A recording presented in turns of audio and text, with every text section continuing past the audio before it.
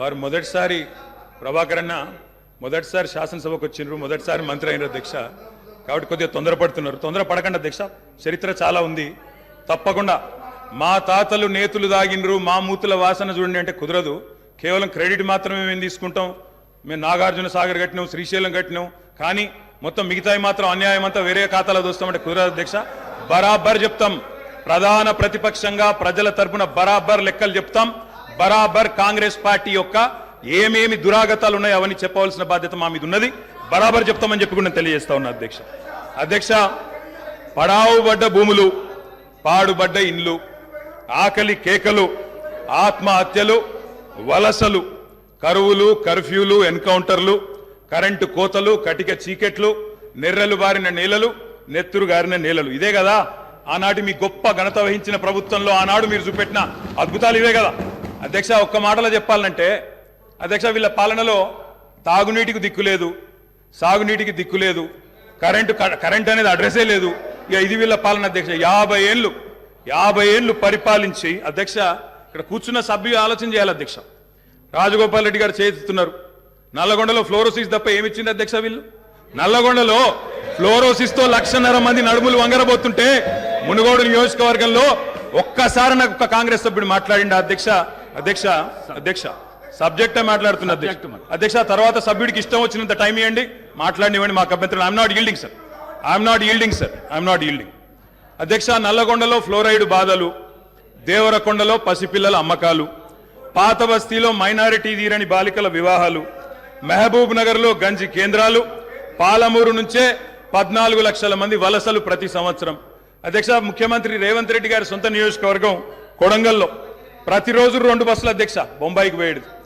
కొడంగల్లో, నారాయణపేటలో, మక్తల్లో ప్రతిరోజు 2 బస్సులు. అదేవిధంగా అధ్యక్ష, ఆ బస్ స్టాండ్కు పోతే ఆ వలసలను చూసి సలసల కాగే కన్నీళ్లను గారుస్తూ ఆ భార్యా పిల్లల ఏడుపులు. అదేవిధంగా 50 ఎకరాలు ఉన్న రైతైనా సరే అధ్యక్ష, తెలంగాణలో ఆనాడు కాంగ్రెస్ పరిపాలన ఎంత గొప్ప పరిపాలన అంటే అధ్యక్ష, మహబూబ్ నగర్ లో 50 ఎకరాలు ఉన్న రైతైనా సరే గుంపు మేస్త్రిగా పనిచేసే దుస్థితి అధ్యక్ష. హైదరాబాద్కి వచ్చి కూలీ చేసుకునే దుస్థితి.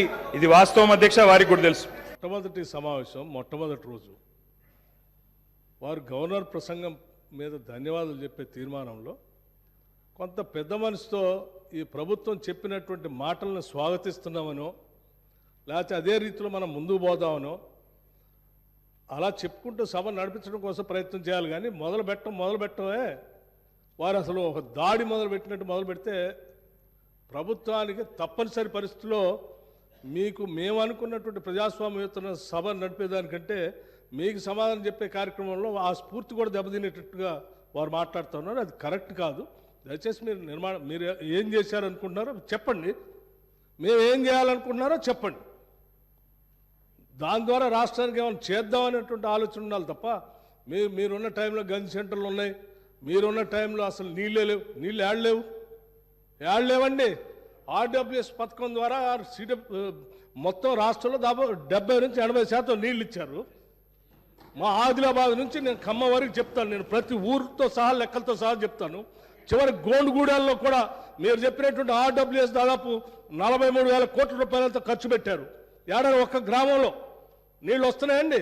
ఇప్పటికి కూడా ఐటీడీఏ నీళ్ళే తాగుతూ ఉన్నాం, వేసినటువంటి బోర్లు బావిలో నుంచి నీళ్లు తాగుతున్నామని చెప్తా ఉన్నారు. మళ్ళీ అదేదో పెద్ద గొప్పగా చేసినట్టు చెప్తున్నారు. మీరు వచ్చిన తర్వాతనే నల్గొండలో నీళ్ళు వచ్చినాయి. అంతకుముందు నల్గొండలో నీళ్ళు రాలేదా? ఫ్లోరోసిస్ ఎరాడికేషన్ కాలేదా? మీరు వచ్చిన తర్వాత జరిగిందా? మీకంటే ముందే జరిగింది. మీరు ఇంకా కట్టినటువంటి ఆర్డబ్ల్యూఎస్ పథకం కింద కట్టినటువంటి సంస్థల్ని, వ్యవస్థల్ని, ఆస్తుల్ని అన్నింటినీ కూడా ధ్వంసం చేసి తాళాలేసి పనికి రాకుండా చేశారు. వాటి మీద కూడా లెక్కలతో మేము బయటకు తీస్తాం. ఈ వీడియో కనుక మీకు నచ్చినట్లయితే లైక్, షేర్ అండ్ సబ్స్క్రైబ్.